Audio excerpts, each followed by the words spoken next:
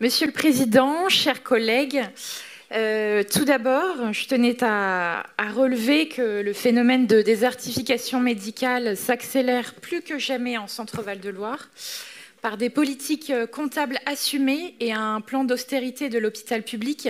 Notre tissu de santé, de services de santé de proximité a été abîmé et l'attractivité des professions de santé a gravement été altérée, générant des territoires perdus de la santé et en particulier en ruralité.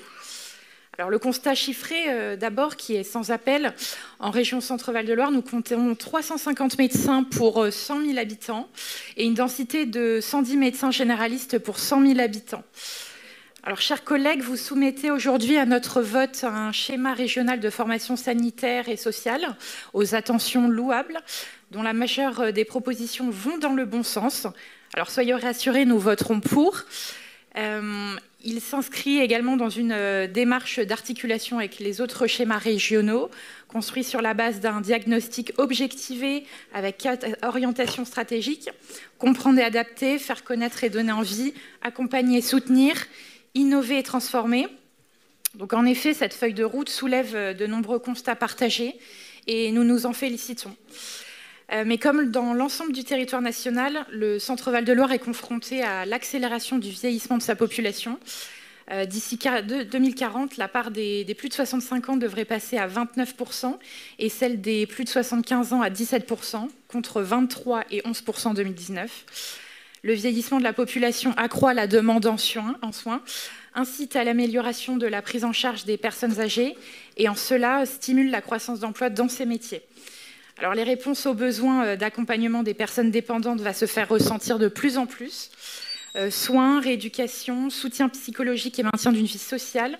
Les modes d'intervention sont divers et tous les métiers du champ médical, paramédical et médico-sociaux vont être concernés pour l'accompagnement des publics dépendants, y compris les agents de service hospitaliers.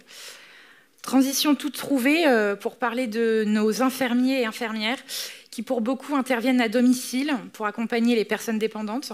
Elles font face à des situations complexes, des cas de dépendance avancée qui nécessitent aussi une montée en compétences sur des thématiques de handicap, des pathologies spécifiques telles l'Alzheimer, l'autisme, handicap mental et psychique, dans la prévention également des risques et dans la mise en place d'un accompagnement adapté et collaboratif.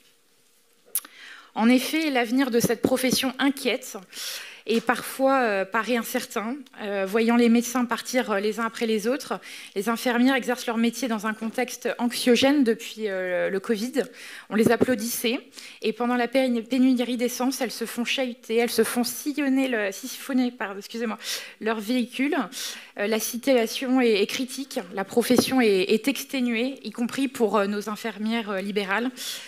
Je tiens à le rappeler, être infirmier est une réelle vocation. Être libéral relève du don de soi. Ces professions médicales, parmi tant d'autres, doivent susciter l'ambition des futures générations et faciliter l'accès à la découverte approfondie des métiers de la santé, tant les inégalités territoriales dans l'accès aux études de santé sont nombreuses.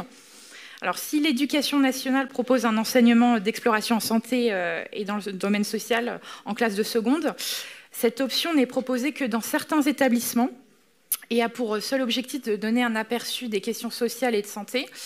Alors aussi, ne serait-il pas judicieux de créer un lien avec les recteurs, avec les CHU et les universités, une véritable option santé qui serait proposée aux élèves de première et de terminale afin de les préparer véritablement au concours d'accès aux études de santé. Donc voilà, ça serait à mettre en œuvre.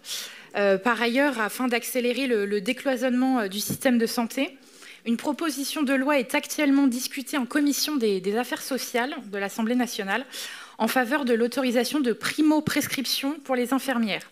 Alors, de nombreux témoignages justement d'infirmières évoquent le fait qu'elles n'ont pas fait d'études pour cela, que cela leur ajouterait une formation dédiée supplémentaire, mais surtout le fait qu'elles ne souhaitent pas une telle responsabilité. Et cette proposition de loi permettrait également l'autorisation de prescription de certains produits thérapeutiques à d'autres professions, tels les kinés ou orthophonistes, suscitant l'indignation des médecins, et à juste titre. Faire avancer toutes les professions de santé, certainement.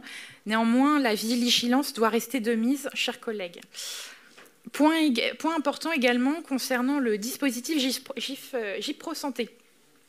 Preuve concrète que ce dispositif ne répond pas totalement aux attentes initiales de la région, à savoir attirer de nouveaux médecins sur le territoire.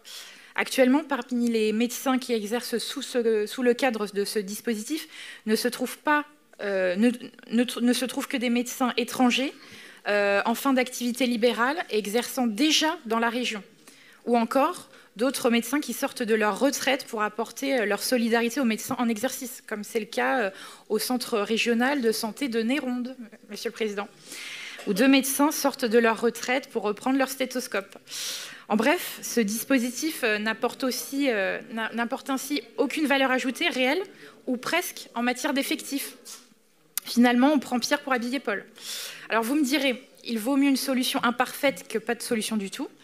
Mais n'est-il pas plus sensé d'encourager l'augmentation du tarif des consultations des médecins généralistes et d'envisager une bonne fois pour toutes la revalorisation salariale de nos soignants, infirmières, sages-femmes, aides-soignants, comme le soulignait Madame Fischer? Mes chers collègues, nous avons tous eu vent dernièrement de la grève des médecins généralistes libéraux touchant l'Hexagone. Cette grève n'est que la triste répercussion de mauvais choix politiques, entre autres la métropolisation des services médicaux, la disparition progressive de nos services publics en ruralité et la désindustrialisation de nos territoires, j'y reviendrai tout à l'heure.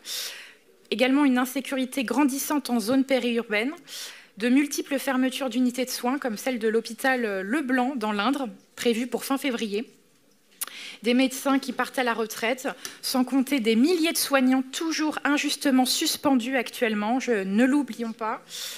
Avec toutes ces problématiques mises bout à bout, comment peuvent-elles contribuer à attirer de nouveaux professionnels soignants et encore plus de susciter la vocation médicale pour nos jeunes? En effet, depuis la loi du 13 août 2004, puis réaffirmée par la loi du 5 mars 2014, la région a son rôle à jouer en matière de structuration, de programmation et de financement des formations sanitaires et sociales, notamment pour limiter la fermeture des structures de proximité, attirer du professionnel soignant, inciter et valoriser. Alors, Monsieur le Président, le problème de désertification médicale n'est pas lié principalement à la région, je le conçois. Il y a des incitations financières fortes, évidemment. Nos collectivités font ce qu'elles peuvent, mais il y a surtout des responsabilités de l'État.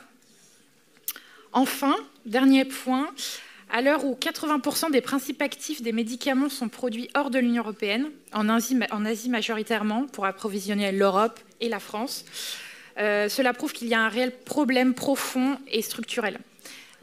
L'absence d'approvisionnement concernant certains médicaments thérapeutiques, des médicaments thérapeutiques comme l'amoxicilline, pour les enfants par exemple, fait régulièrement la une de l'actualité, surtout depuis le début de la crise sanitaire.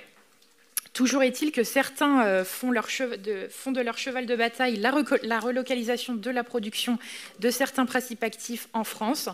Et c'est le cas notamment de David Simonet, directeur général du groupe Axintis à Pithiviers, ou encore une pharmacie Tourangelle qui s'est justement lancée récemment dans la production d'amoxicilline.